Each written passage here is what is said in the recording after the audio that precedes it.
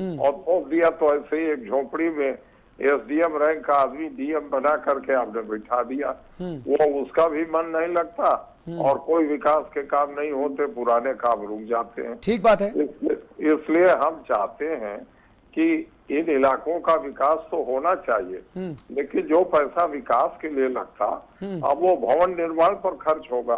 दुश्वारी ये हो गई, तो ये एक जो व्यवहारिक दिक्कत है, ठीक है, उस व्यवहारिक दिक्कत पर भी हमारा ध्यान जाना चाहिए। चलिए मोहन सिंह जी, बहुत शुक्रिया आपका। व्यवहारिक दिक्कतों पर भी ध्यान जाना चाहिए, मोहन सिंह साहब ये कह रहे हैं कि हम तो छोटे जिले के गठन के पक्ष में कभी रहे ही नहीं। हमारे साथ स्वामी प्रसाद मौर्य जी भी हैं। मौर्य जी, सुना आपने पूरा मोहन सिंह जी का जो वक्तव्य है। मुझे आप ये बताइए कि आपकी पूर्ववर्ती सरकार के सभी बड़े फैसले अखिलेश जी की जो सरकार है वो एक एक करके क्यों पलटती जा रही है? मौर्य जी, मुझे समझ नहीं आ रहा है चीज। मौर्य जी, अब क्योंकि समाजवादी पार्टी सरकार के पास करने के लिए हाँ कुछ है ही नहीं। अच्छा, और वैसे भी समाजवादी पार्टी हमेशा नकारात्मक राजनीति करती रही, हाँ विध्वंसक राजनीति करती रही। ठीक है, निर्माण और विकास में इसका न यकीन है, हाँ और न पहले कभी सरकारों में किया है और न अब कर रही है। हाँ तो समाजवादी पार्टी सरकार में केवल गुंडा राज, लूटपाट, ठीक है, जंगल राज और बदहाली के सिवा कुछ नहीं मिलता है। ठीक है, और जो रहता भी है, समाजवादी पार्टी सरकार उसको नस्तानाबूद करने में तुली रहती है जी। और उसी के फलस्वरूप महापुरुषों के नाम पर बनाए गए जी। जिलों का नाम भी मौर्य जी, किया है। मौर्य जी, आपकी बात ये सही है, ये आपके हिसाब से बात हो सकती है, लेकिन अखिलेश जी कहते हैं कि पिछली सरकारों के गलत फैसलों को सही करना भी तो मौजूदा सरकार की जिम्मेदारी है। मौर्य जी, तो मेरा सवाल आपसे है कि क्या वाकई जिलों के नाम दलित महापुरुषों के नामों पर रखकर मायावती सरकार ने तब कोई गलती की थी? आप भी उसके एक बहुत महत्वपूर्ण स्तंभ थे। मौर्य जी, मानेंगे आप गलती हुई उस वक्त? अब ये तो समाजवादी पार्टी सरकार को सद्बुद्धि आनी चाहिए कि देश के तमाम संतों, गुरुओं, महापुरुषों के नाम पर जी नवसृजित जनपदों को सृजित किया गया, हाँ स्थापित किया गया। ठीक है, और इन नवसृजित जनपदों के माध्यम से जहां एक ओर महापुरुषों को सम्मान दिया गया जी, वहीं दूसरी ओर अति पिछड़े क्षेत्रों में विकास का एक नया आयाम भी दिया गया। ठीक है, समाजवादी पार्टी सरकार आज तक कभी कोई भी ऐसा काम नहीं कर पाई है जी, जिससे अपने कामों के माध्यम से उसकी लोकप्रियता बढ़ती। नहीं, लोकप्रियता तो आपकी भी नहीं बढ़ी आपके कामों से। समाचार पत्रों में और सुर्खियों में बने रहने के लिए इस प्रकार की तिकड़म की राजनीति करती है। नहीं नहीं, आपकी ये बात मौर्य जी, माफी के साथ मौर्य जी, माफी, आपकी ये बात मुझे कम कम समझ नहीं आ रही है। आपकी पार्टी ने जीते जी मुख्यमंत्री साहिबा की जो है मूर्तियां लगा दी आदमकद, करोड़ों रुपए फूंक दिए उसमें, वो नाम था या बदनामी थी? इस पर भी आपसे सवाल करूंगा। मैं हरिद्वार दुबे जी आपको बताना चाहूंगा, जितनी बातें मौर्य साहब या मोहन सिंह साहब कह रहे हैं, कोई भी बात इसमें गले उतर रही है क्या?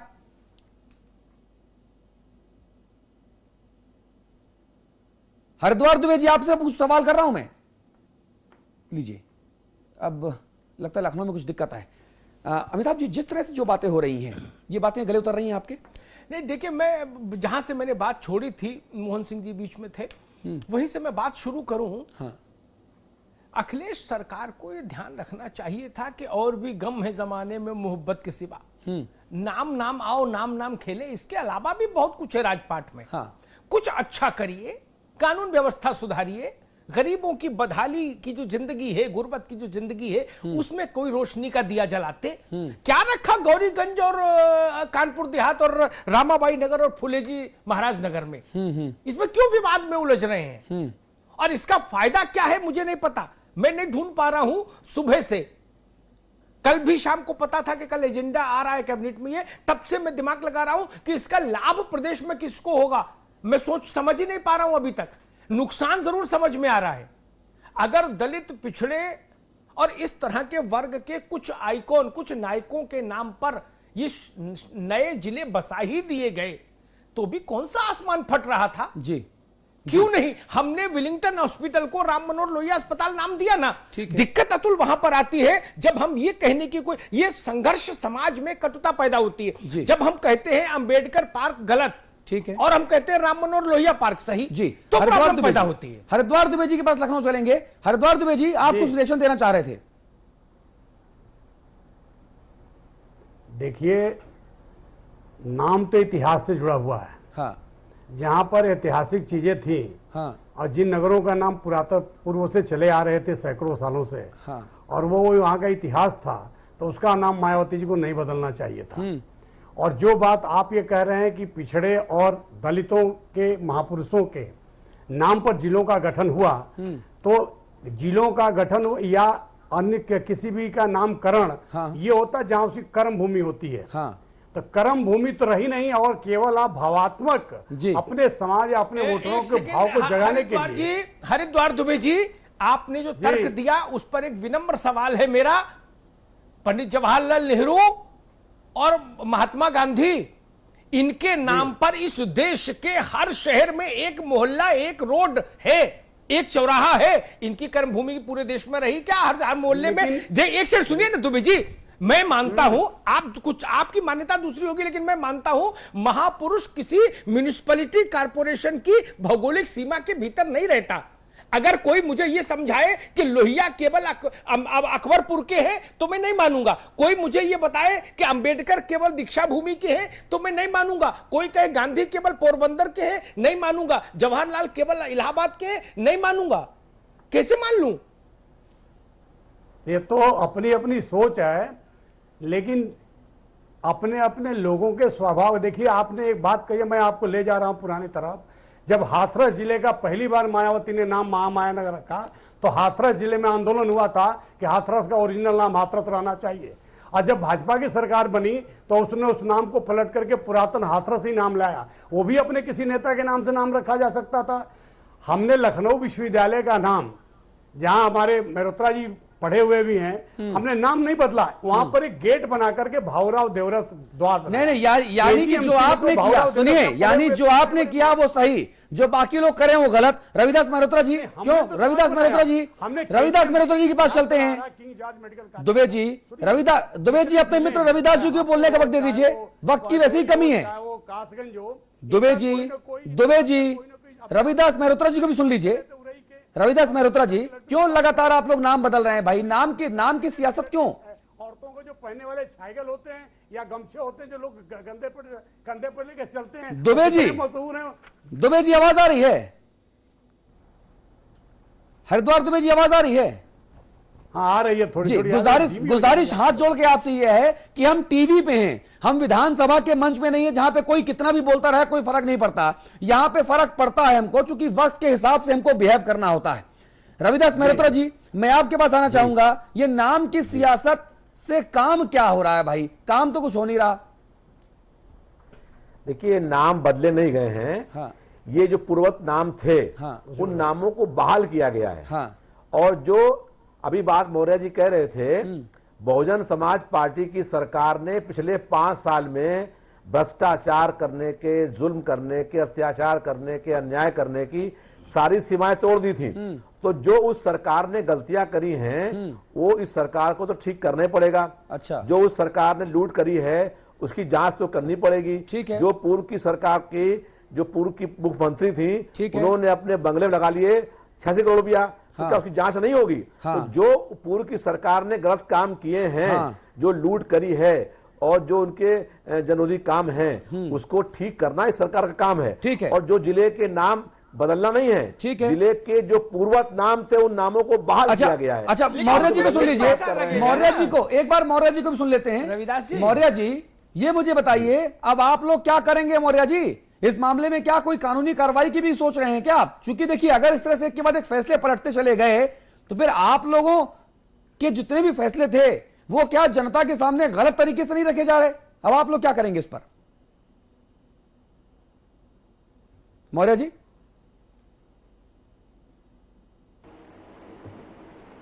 बहुजन समाज पार्टी उचित अवसर आने पर उचित निर्णय लेगी इस विषय पर। जी, अभी तो जनता इनके इस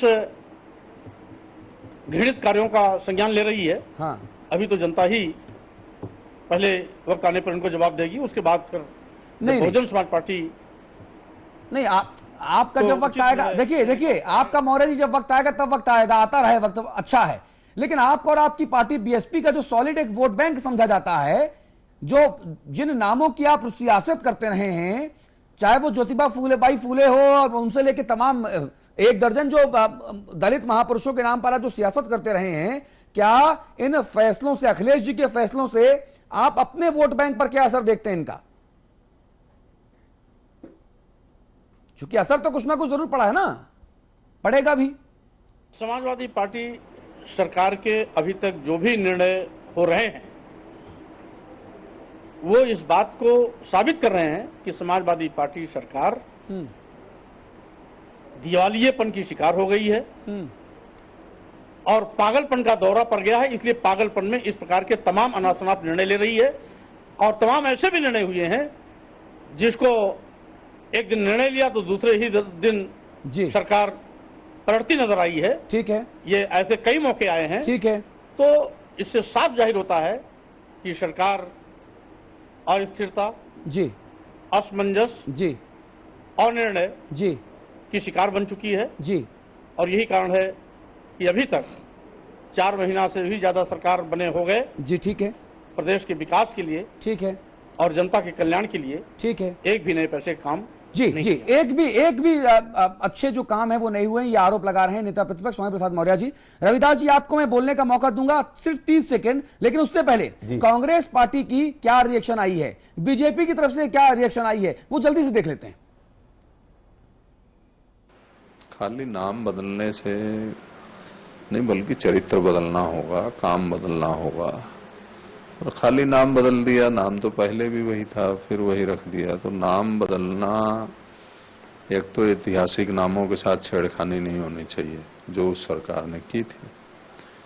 फिर ये सरकार बदल रही है, अब आने वाली सरकार, मतलब इस सरकार से क्या शिक्षा लेगी, वो आएगी वो भी नाम बदलेगी। तो जनता को काम से मतलब है, नाम से नहीं। मौजूदा सरकार तो फुल मेजॉरिटी सरकार है, इनको चाहिए था कि नाम बदलने से पहले सर्वदलीय बैठक बुलाते, सब दलों के लोगों से सहमति लेते, फिर बदलते तो बेहतर होता।